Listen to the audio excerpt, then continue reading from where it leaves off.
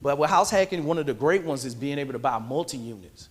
So duplexes, triplexes, quadplexes, all the way up to 4 units, you can use a traditional residential loan, whether VA loan, FHA, or conventional, or USDA, that you can use these residential loan products to go all the way up to a 4 unit. So instead of just getting a single family home, you can buy a 4plex and be able to leverage this, where now you have 3 tenants from day one. You're an instant landlord. You live in a unit for at least a year, and you can move out after a year.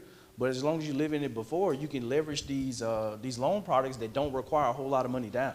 So when you start talking about FHA 3.5%, conventional or 5%, that you don't have to VA, no money down, that you can get into some of these units and you can become an instant landlord from day one and leverage this strategy.